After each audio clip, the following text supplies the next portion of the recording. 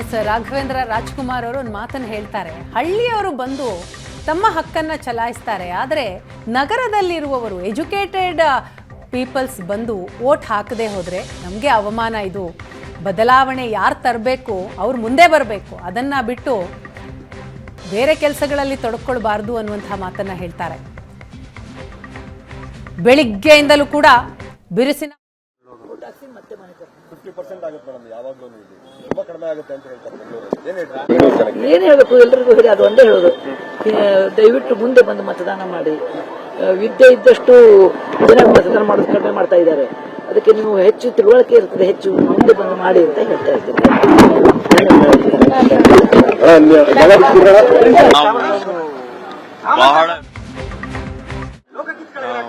ಬಹಳ ಯೋಚನೆ ಮಾಡಿ ಈ ಹಕ್ಕನ್ನು ಚಲಾಯಿಸಬೇಕು, ಅದನ್ನ ಯಾರು ಬಿಡಬಾರ್ದು. ಅಷ್ಟೇ.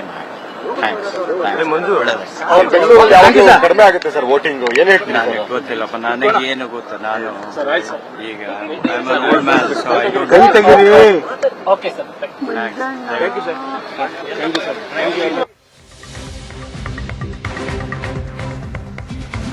ಕರ್ನಾಟಕದ 14 ಲೋಕಸಭಾ ಕ್ಷೇತ್ರಕ್ಕೆ ಮತದಾನ ಆಗ್ತಾ ಇದೆ. ಬೆಳಿಗ್ಗೆ 11 ಗಂಟೆಯ ಸುಮಾರಿಗೆ 22.34% ವೋಟಿಂಗ್ ಆಗಿದೆ. ದಕ್ಷಿಣ ಕನ್ನಡದಲ್ಲಿ ಅತಿ ಗರಿಷ್ಠ ವೋಟಿಂಗ್ ದಾಖಲಾಗಿರುವಂಥದ್ದು 30.98% ಮತದಾನ ಆಗಿದೆ ದಕ್ಷಿಣ ಕನ್ನಡದಲ್ಲಿ. ಹಲವು ಜಿಲ್ಲೆಗಳಲ್ಲಿ ಬಿರುಸಿನ ಮತದಾನ ಆಗ್ತಾ ಇದ್ರೆ, ಕೆಲವು ಕಡೆಗಳಲ್ಲಿ ಮಂದಗತಿಯ ಮತದಾನ. ಬೆಳಿಗ್ಗೆಯಿಂದಲೂ ಕೂಡ ಅನೇಕ ಗಣ್ಯಾತಿ ಗಣ್ಯರು ಬಂದು ತಮ್ಮ ಹಕ್ಕನ್ನ ಚಲಾಯಿಸ್ತಾ ಇದ್ದಾರೆ. ರಾಜಕಾರಣಿಗಳಿಂದ ವೋಟಿಂಗ್ ಆಗ್ತಾ ಇದೆ, ಸಿನಿ ತಾರೆಯರು ತಮ್ಮ ಹಕ್ಕನ್ನ ಚಲಾಯಿಸ್ತಾ ಇದ್ದಾರೆ. ಮತ್ತೊಂದು ಕಡೆ ಮತದಾರರು ಸರತಿ ಸಾಲಿನಲ್ಲಿ ನಿಂತು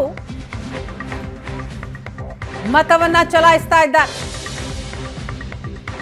6 ಗಂಟೆಯವರೆಗೂ ಕೂಡ ಮತದಾನಕ್ಕೆ ಅವಕಾಶ ಇದೆ.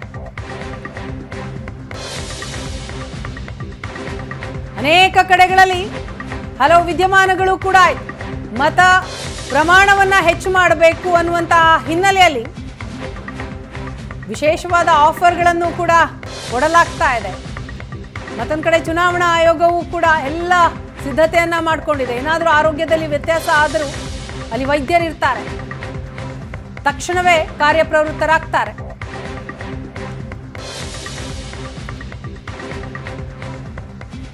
ವೀಲ್ ಚೇರ್ನಲ್ಲಿ ಬಂದು ವಯೋವೃದ್ಧರು ತಮ್ಮ ಜವಾಬ್ದಾರಿಯನ್ನ ಮೆರೀತಾ ಇದ್ದಾರೆ. ಈ ಮುಖಾಂತರ ಎಲ್ರಿಗೂ ಮಾದರಿಯಾಗಿದ್ದಾರೆ. ನಟ ರವಿಚಂದ್ರ ಈಗಾಗಲೇ ತಮ್ಮ ಹಕ್ಕನ್ನು ಚಲಾಯಿಸಿದ್ದಾರೆ. ವೋಟ್ ಮಾಡಿದೀವಿ, ನಮ್ಮ ಹಕ್ಕು, ನಮ್ಮ ಮತ ಚಲಾಯಿಸಿದೀವಿ, ಖುಷಿ ಆಗುತ್ತೆ. ಅಂಡ್ ಈ ಬೂತಲ್ಲಿ ತುಂಬಾ ಜನ ಬಂದಿದ್ದಾರೆ ಇವತ್ತು.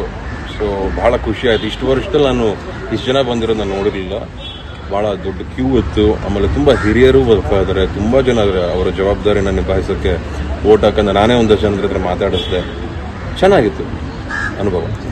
ಇಂಥವ್ರಿಗೆ ಏನು ಹೇಳ್ಬೇಕಂತ ಗೊತ್ತಾಗ್ತಿಲ್ಲ. ಅವ್ರು ಏನು ಅನ್ಕೊಂಡು ಜೀವನ ಸಾಗಿಸ್ತಾ ಇದ್ದಾರೆ ಈ ಒಂದು ನಮ್ಮ ದೇಶದಲ್ಲಿ ಅನ್ನೋ ನನಗಿನ್ನೂ ಅರ್ಥ ಆಗ್ತಿಲ್ಲ. ಇದು ಡೆಮೊಕ್ರೆಟಿಕ್ ಕಂಟ್ರಿ.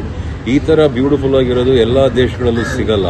ಇದ್ರಲ್ಲಿ ನಾವೊಂದು ಆಯ್ಕೆ ಬೇರೆ ಮಾಡ್ಕೋಬಹುದು. ಆ ಆಯ್ಕೆನ ಸ್ವಲ್ಪ ಜವಾಬ್ದಾರಿನ ನಿಭಾಯಿಸ್ಕೊಳ್ಳೋ ಅಂತ ಸ್ವಲ್ಪ ಕರ್ತವ್ಯಗಳನ್ನ ತಲೆಲಿಟ್ಕೊಂಡು ಯೋಚನೆ ಮಾಡಿದಾಗ ಜೀವನದ ಬಗ್ಗೆ ಅರ್ಥವಾಗುತ್ತೆ ಅಂತ ನನಗನ್ಸುತ್ತೆ. ಇದ್ಯಾಕೋ ಇದು ಚೆನ್ನಾಗಿ ಕಾಣಿಸ್ತಾ ಇಲ್ಲ. ನಾವು ನೋಡ್ತಾನೆ ಇದೀವಿ, ಇಷ್ಟೊಂದು ನೆಟ್ವರ್ಕು, ಇಷ್ಟೊಂದು ಫೋನು, ಇಷ್ಟೊಂದು ಡಿಜಿಟಲ್, ಇಷ್ಟ್ರ ಮಟ್ಟಕ್ಕೆ ಪಬ್ಲಿಕ್ಗೆ ಹೇಳಬೇಕಾದ್ರೂ ಇನ್ನೂ ಯಂಗ್ಸ್ಟರ್ಸ್ ಬಂದಿಲ್ಲ, ಬರ್ತಾ ಇಲ್ಲ ಅಂದ್ರೆ ಬಹಳ ಬೇಜವಾಬ್ದಾರಿತನ ತೋರಿಸ್ತಿದ್ದಾರೆ ಅಂತ ಅನ್ನಿಸ್ತಾ ಇದೆ. ಇದರಿಂದ ಮುಂದಕ್ಕೆ ಆಗೋ ಅನಾಹುತಗಳಿಗೆ ಇವರುಗಳೇ ಕಾರಣರಾಗ್ತಾರೆ ಅಂತಾನೂ ಹೇಳಲಿಕ್ಕೆ ಇಷ್ಟಪಡ್ತೀನಿ. ಆ ಒಂದು ಬೇಸರವಾದ ವಿಚಾರನ ನಿಮ್ಮ ತಲೆ ಮೇಲೆ ನೀವು ಯಾರು ಹಾಕಬಾರ್ದು ಅಂದ್ರೆ ದಯವಿಟ್ಟು ಬಂದು ಇವತ್ತು ಓಟ್ ಹಾಕಿ. ದಯವಿಟ್ಟು ನಿಮಗೆ ಬೇಕಾಗಿರೋ ನಾಯಕರನ್ನ ಗೆಲ್ಲಿಸ್ಕೊಂಡು, ನಿಮಗೆ ಬೇಕಾಗಿರೋ ಪಾರ್ಟಿನ ಗೆಲ್ಲಿಸ್ಕೊಳ್ಳಿ. ಇಲ್ಲಿ ಯಾರು